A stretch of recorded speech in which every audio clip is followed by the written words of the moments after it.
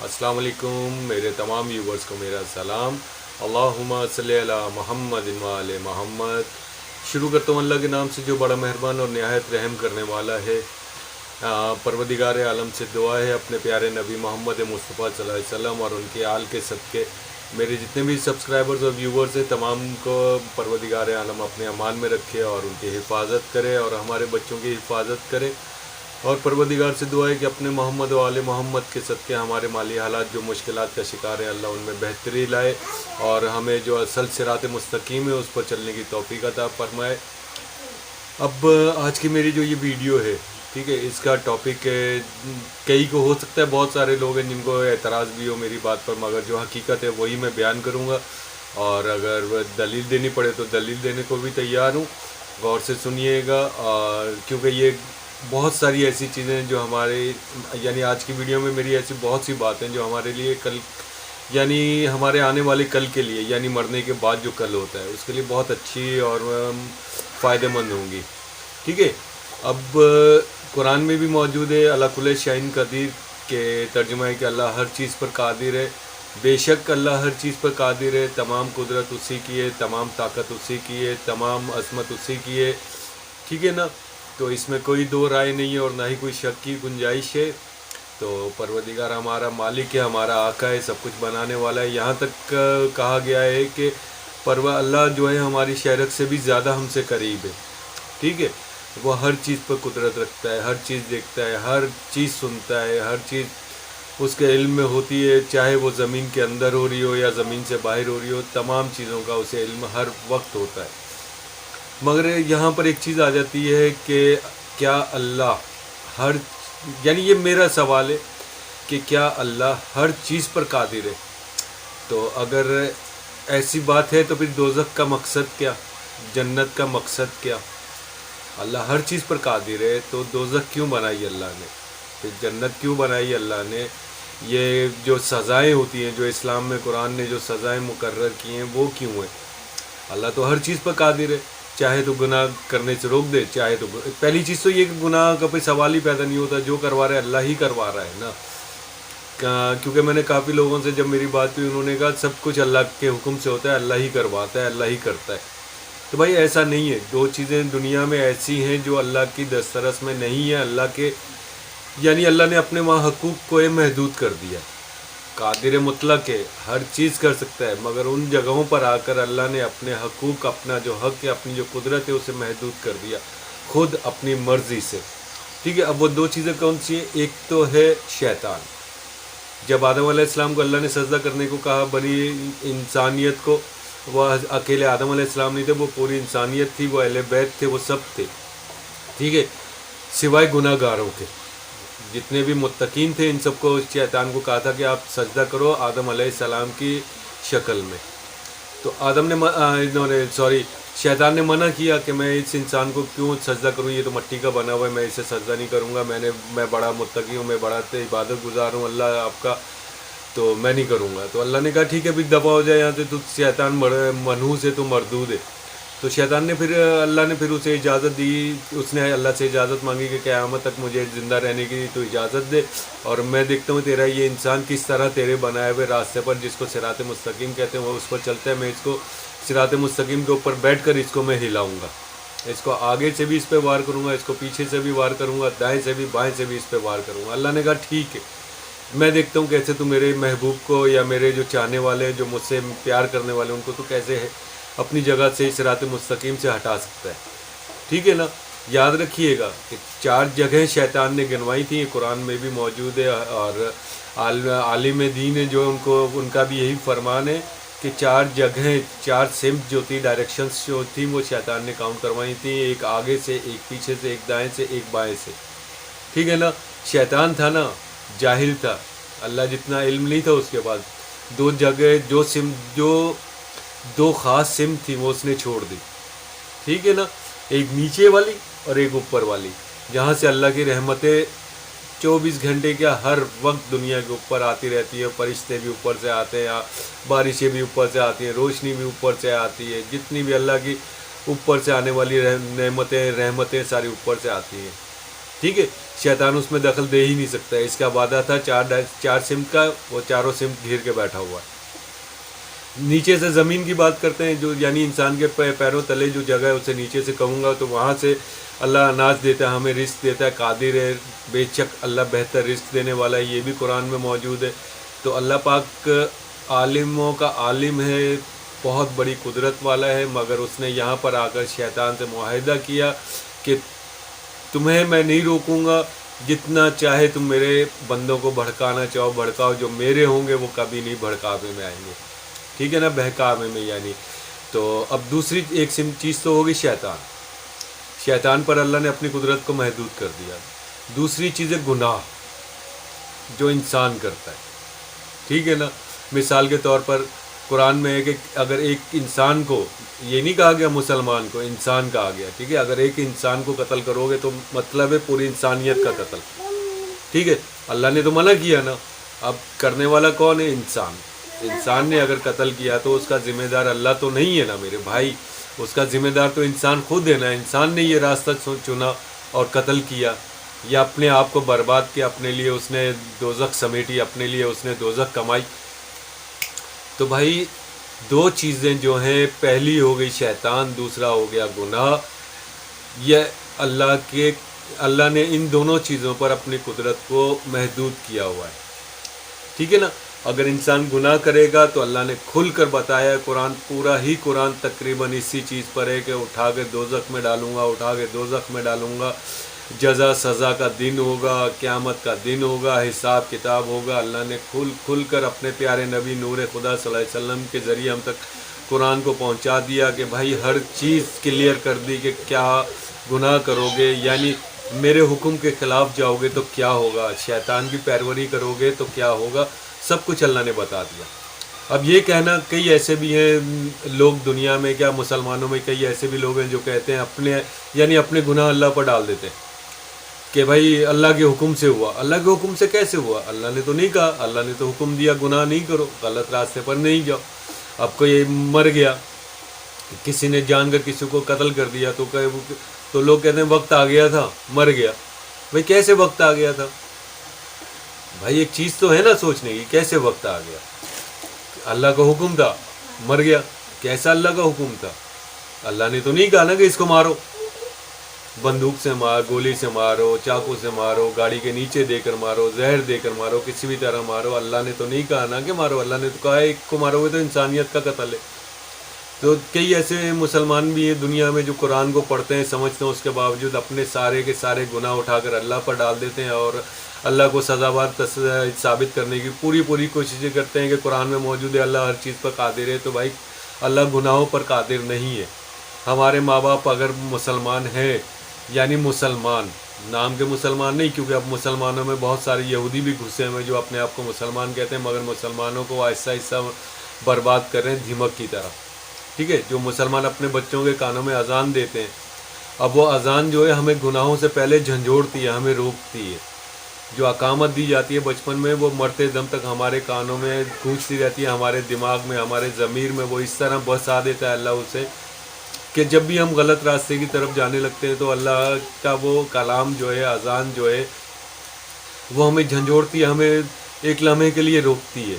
ٹھیک ہے نا. اللہ ایک چیز یاد رکھیے گا، اللہ اس وقت تک ہمیں سزا یعنی ہمارا گناہ نہیں لکھتا کتاب میں جب تک ہم اسے پورا نہ کرتے. یہ حقیقت ہے، بھلے چاہیں تو آپ اپنے عالموں سے بھی رائے لے لیے گا. اللہ اس وقت تک، فرض کرے قرآن میں شراب پینا حرام ہے، میں نے سوچا کہ جاوید شراب پینی چاہیے، میں اٹھا، میں پیسے لیے، پرس اٹھایا، ٹھیک ہے نا، تو شراب کی جو شاپ ہے وہاں چلا گیا، وہاں جا کر میں نے شاپ میں سے شراب کی بوتل خریدی، اس کے ساتھ باتیں کی، گپیں ماری، ٹھیک ہے نا. شراب خرید کر میں نے وہاں سے رکشہ، ٹیکسی، گاڑی جو بھی تھی اس پر بیٹھ کر اپنے گھر آ گیا. گھر میں آ کر میں نے کمرے میں گیا، کمرے میں آ کر میں نے ٹیبل کے اوپر گلاس رکھا، برف رکھی، جو کچھ ہوتے ہیں لوازمات وہ سارے رکھے. اب ابھی تک میں نے ایک چیز ذہن میں رکھیے گا، یاد رکھیے گا، ابھی تک میں نے شراب نہیں کھولی. ٹھیک ہے، تو ابھی تک یہ میرا گناہ نہیں لکھا گیا. اللہ نے ابھی تک، اتنا بڑا رحمان ہے وہ، اس وقت تک وہ گناہ نہیں لکھتا جب تک ہم اسے پورا نہیں کر دیتے. پھر میں نے بوتل کھولی، بوتل کھول کر میں نے گلاس میں شراب جو تھی وہ ڈھیلی، جو کچھ ہوتا ہے اس کو تیار کیا۔ تیار کرنے کے بعد جب تک وہ میرے منہ تک نہیں پہنچی اس وقت تک اللہ نے اس گناہ کو نہیں لکھا، ٹھیک ہے۔ اب ایک اللہ کی شان آپ کو اور بتاؤں، جب میں سوچوں گا نا کہ یار وہاں پر فلانے کے گھر میں راشن نہیں ہے، اس کے گھر میں راشن دینا ہے، یار چل جاوید اٹھ، ابھی میں نے پیسے بھی نہیں نکالے، خدا کی قسم اللہ پاک میری وہ نیکی لکھ لیتا ہے۔ اتنا رحمان ہے وہ، اپنے بندوں سے اتنا پیار کرتا ہے۔ گناہ کے وقت وہ ٹائم دیتا ہے، کوشش یعنی اس کا یہی ہوتی ہے، کوشش ہے اس کی یہی سوچ ہوتی ہے کہ میرا بندہ رک جائے گا، میرا بندہ رک جائے گا، میرا بندہ رک جائے گا، میرا بندہ ابھی رک جائے گا، میرا بندہ ابھی گناہ کرنے سے رک جائے گا، ٹھیک ہے۔ اور نیکی کرنے میں کیا ہوتا ہے، ابھی کی بھی نہیں، ابھی صرف سوچی ہے، پرس میں پیسے بھی نہیں ڈالے، جیب میں پیسے بھی نہیں ڈالے، ابھی گھر سے نکلا ہی نہیں، کمرے یعنی ابھی میں اپنی گدے پر سے بیڈ پر سے اٹھا ہی نہیں، اللہ نے پہلے ہی لکھ لیا کہ چل میرے بندے نے نیت تو کی، سوچا تو، اسے احساس تو تھا۔ باہر دروازے پر کسی ساحل کی محتاج کی آواز آئی کہ اللہ کے نام پر دے دو، میں نے دل میں ابھی سوچا ہی ہے کہ چل یار اس کو 5-10 روپے جو ہے میری اوقات کے مطابق دے دوں میں، اللہ نے لکھ لیا، ابھی تک وہ اس کے ہاتھوں تک نہیں پہنچے مگر اللہ نے لکھ لیا، ٹھیک ہے۔ اللہ ہر چیز پر قادر ہے، اس میں کوئی شک نہیں، مگر 2 چیزیں ایسی ہیں جن پر اللہ قادر نہیں ہے، ایک شیطان اور دوسرا گناہ۔ گناہ انسان کرتا ہے تو اپنی ذات کے لیے، اپنے ذات سے، اپنے دماغ سے اللہ نے شعور دیا، دماغ دیا۔ اشرف المخلوقات کا جو لقب ہوتا ہے وہ اسی لیے ہوتا ہے کہ انسان کے پاس شعور ہے، دماغ ہے، ٹھیک ہے نا، وہ سوچ سکتا ہے اپنا اچھا برا سب کچھ نا، اپنے نبی کے ذریعے اللہ نے ہمیں بتا دیا۔ اب ہم نے دیکھنا ہے کہ وہ راستہ اچھا ہے یا برا ہے، اگر ہم برائی کی طرف جائیں گے تو ہمیں سزا ملے گی، اچھائی کی طرف جائیں گے تو ہمیں اس کا اچھا صلہ ملے گا، ٹھیک ہے۔ اگر لوگ کہتے ہیں کہ نہیں اللہ ہی سب کچھ کراتے تو بھائی میرے وہ اپنی جان چھڑاتے۔ شمر تھا کربلا کے مقام پر جس نے مولا حسین کا گلا کاٹ رہا تھا، مولا حسین نے، لوگ کہتے ہیں وہ مظلوم تھا، تڑپ رہا تھا، رو رہا تھا، فریاد کر رہا تھا مجھے نہیں مارو، تو بھائی ایسا کچھ بھی نہیں ہے۔ اس وقت مولا حسین کے زبان پر یہ تھا کہ اے شمر تو جانتا ہے میں کون ہوں؟ تو شمر نے کہا تھا ہاں میں جانتا ہوں، تو کون ہے؟ تو فاطمہ کا بیٹا ہے۔ تو پھر بھی اس کے باوجود مولا حسین نے کہا پھر مجھے میرا گلا کاٹ کر تو دوزخ کیوں کما رہا ہے؟ میں تو ویسے ہی ختم ہونے والا ہوں، اپنے مالک کے پاس جانے والا ہوں، اتنے تیر لگے ہوں، تو گلا کاٹ کر تم اپنے لیے اور کیوں عذاب بنا رہا ہے؟ تو اس نے نہیں سنی مولا حسین کی بات، اس نے مولا حسین کی جو نیکی کا راستہ تھا، جو یعنی اس کے گناہوں میں کمی آ جاتی ہے، اس کے عذاب میں کمی آ جاتی ہے، اس نے اس کو نہیں سنا۔ اس نے یزید کے جو سکے تھے سونے کے، اس کے کانوں میں اس کی آواز گونج رہی تھی۔ تو اب یہ جو ہوتے ہیں کہ سب کچھ اللہ ہی کرنے والا ہے، تو وہ ان جیسوں کو بچانے کے لیے کہتے ہیں کہ اللہ ہی سب کچھ کرنے والا ہے۔ تو بھائی میرے ایسا کچھ بھی نہیں ہے، اللہ ایسا کروانے والا نہیں ہے، اللہ رحمان ہے، اللہ رحمتیں صرف رحمتوں کا مالک ہے، وہ گناہوں کا مالک نہیں ہے، گناہوں کے مالک ہم خود ہیں۔ اب کل کو شمر جا کر جس نے مولا حسین کا گلا کاٹا تھا، پیاسا گلا کاٹا تھا، جا کر اللہ کو بولے کہ اللہ تو ہی قدرت والا ہے، میں نے قرآن میں پڑھا تھا کہ سب کچھ تیرے حکم سے ہوتا ہے، تو بھائی تیرا حکم تھا میں نے گلا کاٹ دیا۔ یہ ایسے لوگ ہیں جو قرآن کو اپنے مقصد کے لیے استعمال کرتے ہیں، اپنے گناہوں کو چھپانے کے لیے کرتے ہیں استعمال۔ تو بھائی ایسوں سے آپ بچو، اللہ سے ڈرو، اللہ گناہوں کا مالک نہیں ہے۔ بار بار میں یہی کہوں گا کہ اللہ گناہوں کا مالک نہیں ہے، اللہ گناہوں کا مالک نہیں ہے۔ مولا علی مشکل کچھ جب نماز پڑھ رہے تھے تو سجدے میں ابن ملجم نامی ایک ملعون نے مولا علی کے سر پہ تلوار ماری، ٹھیک ہے، وہ تلوار تھی زہر میں ڈوبی ہوئی، جس سے ان کے سر مبارک میں زخم آیا، شگاف آیا۔ تو 3 دن تک وہ تڑپتے رہے، اپنے پروردگار سے باتیں کرتے رہے، اپنے مالک کی طرف رجوع کرتے رہے۔ تو اس کے بدلے میں مولا علی نے اپنے بڑے بیٹے حضرت امام حسن کو وصیت کی تھی، بھائی مجھے اگر ایک چوٹ سے، اس کی ایک وار سے اگر میں شہید ہوتا ہوں یا میں مارا جاتا ہوں تو اس کو بھی ایک ہی وار مارنا، ٹھیک ہے نا، دوسرا وار نہیں کرنا، ٹھیک ہے۔ یہ ہوتے ہیں بلندی کے اوپر پہنچے ہوئے انسان، بلندی پر پہنچے ہوئے جو اللہ کی ہستیاں یہ ہوتی ہیں، جو اپنے آخری وقت میں بھی اللہ کے بتائے ہوئے انصاف کو یاد رکھتی ہیں، گناہ کی طرف نہیں جاتی۔ انہوں نے بھی اپنے آپ کو صبر میں رکھا اور یہی کہا کہ مجھے ایک مارا ہے، تو اپنے بیٹے کو وصیت میں یہی کہا کہ تم بھی ایک ہی مارنا، کیونکہ مسجد میں موجود مسلمان جو تھے انہوں نے وہ اصل مسلمان تھے، انہوں نے اس کو پکڑ لیا تھا اور پکڑ کے اس کو ایک کہہ دینا تھپڑ مارنا، ایک تھپڑ تک نہیں ماری تھی، کیونکہ مولا علی کا حکم تھا کہ اس کو کھانا کھلاؤ، پانی پلاؤ، ساری اس کی ضروریات پوری کرو، جب میں دنیا سے رخصت ہو جاؤں تو اس کو بھی اسی طرح رخصت کرنا جس طرح اس نے مجھے ایک وار سے مجھے دنیا سے رخصت کیا، تو اس کو بھی جہنم میں اسی طرح سے پہنچا دینا ایک وار سے۔ تو ان کے بیٹے نے ان کا حکم مارا، ایک ہی وار کیا، ٹھیک ہے نا۔ یہ ہوتا ہے اللہ کے پیاروں کا عدل، انصاف۔ اگر چاہتے تو اس وقت مولا حسن کے بعد طاقت تھی، مسلمان وہاں موجود تھے، تو ہر مسلمان بھی اگر ایک تلوار مارتا تو اس کے کتنے ٹکڑے ہو جاتے، مگر حکم کیا ہوا؟ ایک ہی وار مار کرنا، ٹھیک ہے نا۔ یہ ہوتے ہیں اللہ کے پیارے، اس میں یہ چلتے ہیں اللہ کے حکم پر، یہ ہوتی ہے اللہ کی قدرت، ان کے اوپر اللہ کی قدرت ہے، ہم لوگوں پر اللہ کی قدرت نہیں ہے، کیونکہ اللہ کو پتہ ہے وہ میرے پیارے ہیں۔